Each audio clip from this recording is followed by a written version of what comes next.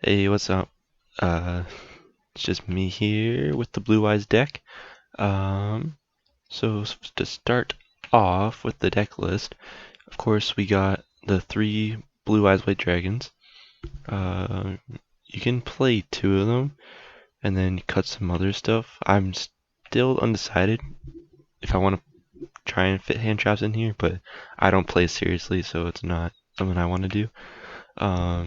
So yeah, I got the three Blue Eyes White Dragons.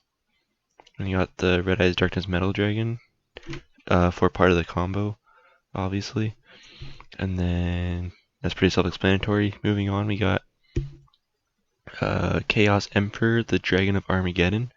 I really like this card. I was watching Yassine on YouTube, and he had this in his deck list, and I didn't really understand it at first, but it's really good, especially mixed with Seyfert. It's an awesome card to have. It's just another extender, level 8. Like, why wouldn't you play this? It's searchable by Brotar if you already drew the Levianeer. And then you get. I only played two Blue Eyes Alternative White Dragons just because the third one was taking up too much space, and sometimes you would brick with too many of them. So I cut it down to two. Then we got the Levianeer. It's an awesome card. There's three effects. Special Summon, which is the one I use the most to make the rank 9. It's a free one card rank 9, or level 9, sorry, Synchro Monster for True King of All Calamities, VFD. And then moving on, we got Galactus Bow Dragon. I love this card so much. It's an extender. When you have nothing else to go off of, you just make Romulus and then you pitch it into the graveyard, and then it becomes an extender if you can get another dragon on the field. Yeah, it's awesome. And then you just make rank 8s like no tomorrow. It's great.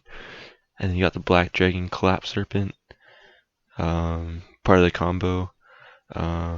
You can't play Seyfert without this card, I think. I know this is questionable to only play two Seyferts and not three because it's a one card starter, but it's not necessary in this deck because you have other cards like Sage that mixed with Melody Awakening Dragon is full God board combo. So I only play two because it's not needed that much. In this deck, you only need to get two dragons on the field, and it's pretty much full combo. At the very least, you're making Hope Harbinger with VFD. So at the very least. Then you got the White Dragon for that pairing.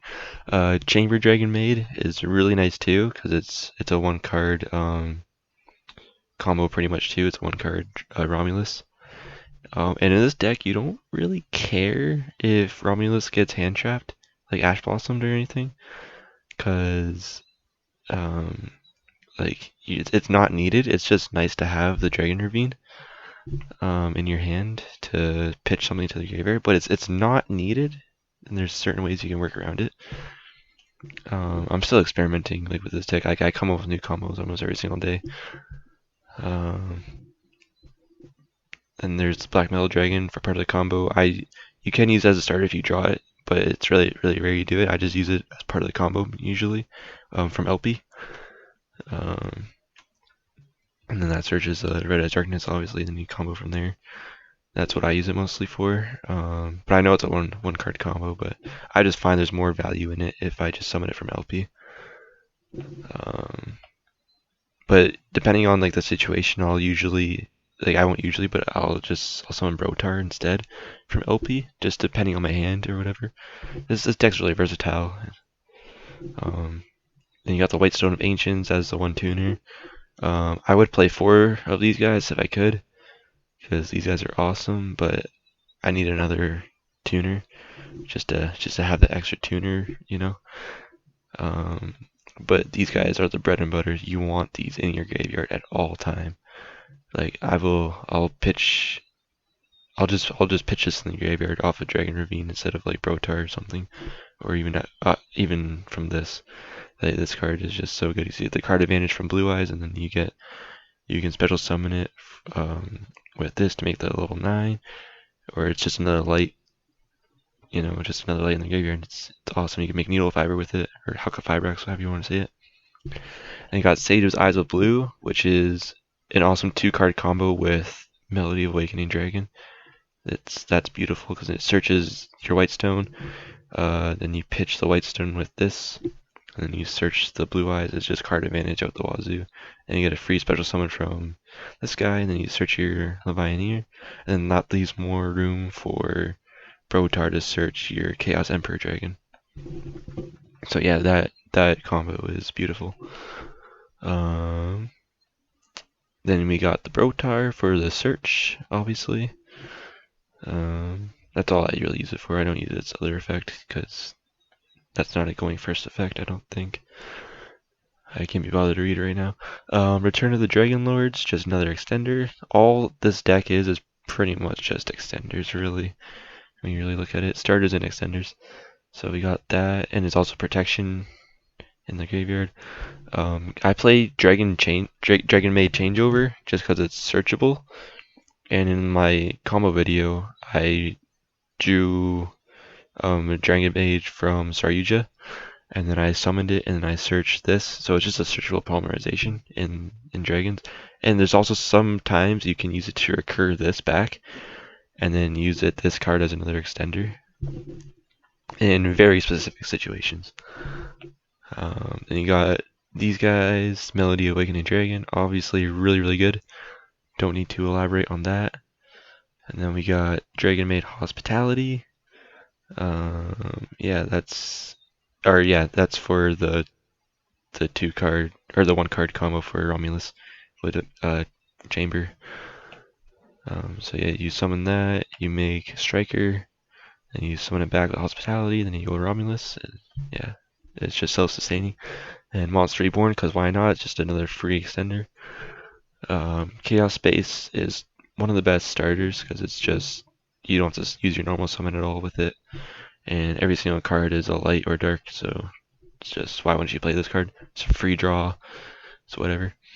And a single draw in this deck is gold. Like, I will, off a Croco Dragon, I'll always draw something to just make my board that much bigger. Like, it's crazy. It could be anything. There's always something to do with each card in this deck, it seems. Then you got World Legacy Succession, just another Monster Reborn. That's how I look at it. Just why not play 4 Monster Reborns in your deck, It's like the Adamantipator Signs. Like, why would you not play 3 of those in the Adamantipator deck? You got Silver's Cry, because you're always pitching a Blue Eyes to the graveyard off of something, or special summoning, then sending it to the graveyard off of a Synchro Summon or something. So this just gets another rank 8 or level 8 on the board.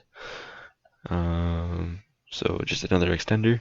And then we got my most favorite card in all of Yu-Gi-Oh! Right here, World Legacy Guard Dragon. This card is amazing. It does everything. It special summons. You can even add cards to your hand in the graveyard. So Collapserpent, even if you don't have anything in your graveyard that you really need, you can just set yourself up for the next turn if you don't get like a full board or you want to save your resources. Yeah, I'm sure you know what this card does. It's been played a lot. My mouse is acting up. And then of course we got Dragon Ravine, which is just to pitch cards to the graveyard like Galactus or Brotar, and to summon off Pisty to get the search. And then our extra deck, we got LP, Striker Dragon, and Pisty are the rank ones, or link ones. So yeah, Pisty and LP for the engine, and then Striker Dragon. I don't use Boost Actor Launcher or any of the rockets in the deck because it's just supposed to be a Blue Eyes with the rank 8s with extenders. I just use it to get like a tuner off the board, or like to get it off the board into the graveyard, so I can like chamber, search this Striker Dragon to get the chamber into the graveyard, and then bring it back with the Hospitality to make the Romulus. So just for that. And then we got the Hieratic Seals Heavenly Spheres for the end board. It's really good. I'm thinking of playing an Morphage Amorphage, however you want to pronounce it, in the deck. But I don't really see the value of that because it does bring it up with 0 attack and defense, so I don't think there's any point to that. I mostly just summon Brotar off of this to get a search for the follow-up next turn. That's the only value I see that can get with this deck, but I don't know. Then we got Romulus as a main combo piece. Again, you don't really care if it gets Ash Blossom because it has its other effect where if you special summon a card from the extra deck to a zone this points to, then you get a special summon a monster. And I always special summon a Blue Eyes because I always have Blue Eyes in my hand. It's just a free monster and it's a normal monster, so you don't care if it gets negated. And then you just use that to synchro summon. And then you have the Hydrax for a combo. So these guys are kind of one of the same. If I go into Romulus, I rarely ever go into Hydrax. If I go into Hydrax, I rarely go into Romulus unless I need the Dragon Ravine or if I just need to make space on the board. And then we got the big boy Saryuja. I don't play Appaloosa. You could, but I like drawing 4 and having the extra extender to go in, because the main point is to get the XYZs on the board. So with the extra extender of Saryuja from the hand, you just get more XYZs on the field. And then I'll go back to these later.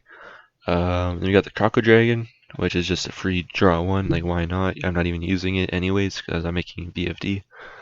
And then Spirit Dragon. In some situations, you want to leave this on the field. Say in certain decks that use their graveyard, obviously.